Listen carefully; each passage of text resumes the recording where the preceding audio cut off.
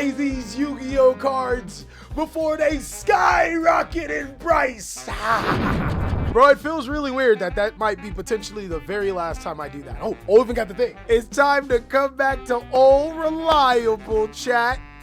Yeah, I remember that. Yeah. I stopped doing buy these cards before they skyrocket price for one reason and one reason only: views. And to be honest, why I do tell people to buy cards in my videos and on Twitch all of the time, I really didn't think that there was a reason to continue making these type of videos until now.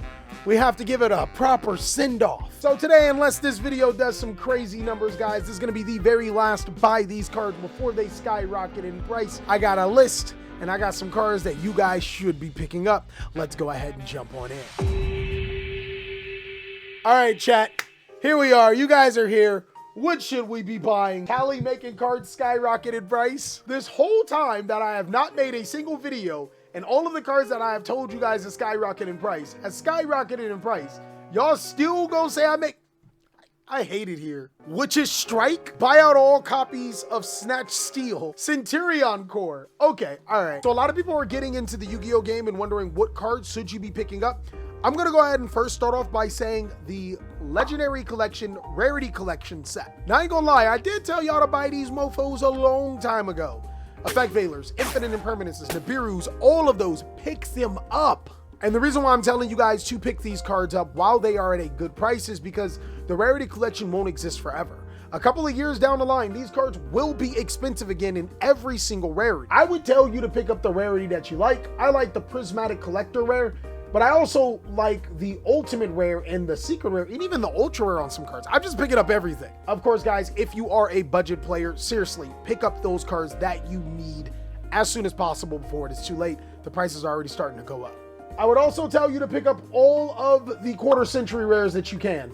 Seriously, it doesn't make any sense that you don't. The quarter century rare Yu-Gi-Oh cards will not exist after 2024. They're only printing them until the set after Phantom Nightmare. After that, you're not getting any more ever again. There'll never be any more in circulation. Probably a good idea to have the rarities in the cards that you want, no? Now, personally, I'm not a huge fan of the quarter century rare. It looks too gaudy for me, but you better believe your ass I'm gonna be picking up some of those cards for my collection, even if it's just a sale, or maybe I may change my mind down along in the future. Gonna buy a bunch of Rarity Collection sets next paycheck. He's actually buying the set. I'm not gonna tell you not to do that, but buy singles. But seriously, because of the new sets Maze of Millennia, as well as Phantom Nightmare, there are some cards that you should be buying. They crazy. When Maze of Millennia comes out, we'll be getting a very powerful spell card called Bonfire, which allows us to add any level 4 or lower pyro monster from our decks to the hand. It's gonna be a pretty good card, and you should probably look out to some cards that may go up in price or will go up in price because of it. If I were you, I would 100% pick up cards like Snake Eye Ash, because we don't have Populous just yet, and this card's just ridiculously good. Volcanic Shell is also another great Yu-Gi-Oh target. Because Bonfire is generic, you can search a card like Volcanic Shell to use it to discard for your Horus cards or any of your other card effects. Speaking of such, I know I'm late, but the Horus engine was 100% something that you should pick up. It's not going to go down anytime soon, so you may just have to bite the bullet if you want to play a strategy that involves it. It works really good with Volcanic Shell and Bonfire, though. You know, the Bonfire searches the shell, then the Imseti gets rid of the shell, then you get to draw a card and shell search the shell to get rid of what... See? Promethean Princess Bestower of Flames? That card's actually crazy good, but we don't have it yet. What you should be picking up is that, what's the card's name? It's one of your last times to pick up Amphibious Swarm Ship Air Blowwell. I remember when we first saw the Promethean card, we picked up a lot for like 50 cents each. Now they're like $6, but yeah, they're gonna be good. Fire Recovery? Oh, Patterson, you cooking. I didn't want anybody to know about that card, but Fire Recovery is actually ridiculously good. Not only can it special summon fire monsters to your side of the field, it also lets you shuffle them back into your deck and draw a card. It's really, really good. How many Imseti copies do I need? It's like $50. You need 3. I mean, just be fortunate that Pharaonic Sarcophagus is only like $5, right? Imseti's not 50, is it? Cashing in my own Chaos Angel and Ringworms because it doesn't work. Oh, so you're finally listening. I don't think it's a terrible idea to buy some ringworms because it's a great Yu-Gi-Oh card, and $4 is really, really cheap for it, though. I'd pick them up. Rescue Ace Hydrants did go down, but I don't think Rescue Ace is... Okay, let's look at it this way. If you plan on playing Rescue Ace for the rest of the format, it's not getting stronger per se. So should you buy Rescue Ace Hydrants? Like, if you absolutely love Rescue Ace, it's not a terrible idea. But if you want a good competitive deck that's only going to get stronger, then this ain't it, dog. Do you think SP will drop anytime? No. Maybe when the 10s drop, let's hope, right? But that's 8 months from now. Right now would be a perfect time to pick up your Revolution Synchrons, though, because it's a good card. Being able to Synchro Summon with only one monster on the field and then Synchro Summon again is kind of crazy good. Definitely pick up your Revolution Synchrons. Runic cards, how they looking? I mean, you definitely should be picking them up if you want to play Runic, but you don't play Runic because you're not that type of guy, right?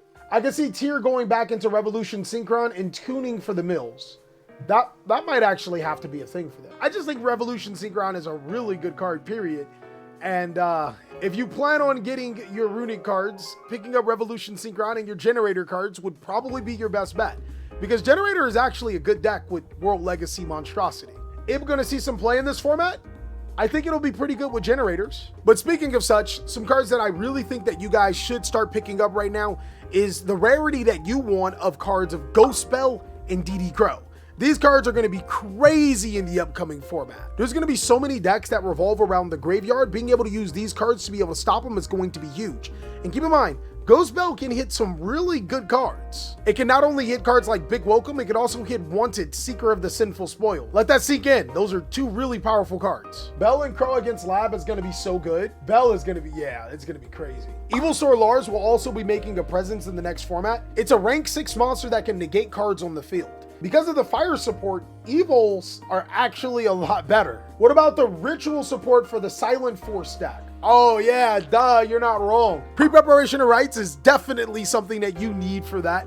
Saravis, the Ancient of Ascended, I told you guys to buy that card before it skyrocketed in price. That card's crazy good. Like, you're not wrong. There's quite a few cards that you should be looking at right now. Thank you for letting us know. That Silent Force stuff, I don't think is amazing, but there's some cards that people are going to be looking for it. Bro, Infernity Archfiend about to be $100. Oh my God, that's coping. This is coping. That deck is trash. People have been respecting Nib lately. Oh yeah. Also will be a pretty good time to be able to pick up your Herald of Arclights right now, as well as getting Ultimate Slayer. Ultimate Slayer is like kind of good. Diviner of Herald is also making itself known as a really good card. You can use it to send a monster like Treyas Erarchia and then tribute it to be able to special summon a level 1 fairy monster to your side of the field like Booten or DD Sprite. Players have really been honing in on those cards for ritual decks and other things alike. It also summons the Silent Force starter, right? Yeah, you're right. You're right. You're 100% right. People were sleeping on this last engine, man. I told you to sell it a long time ago, and now I'm telling you to pick it back up because that's how we doing it. The Faithful Adventure Engine. The Faithful Adventure Engine is one of the very few ways that players can play around cards like Droll and Lockbird inside of their combo deck. And Faithful Adventure Engine is still pretty good. You get a token, you get a free monster, you can destroy cards on the field. Bro, it's actually kind of good.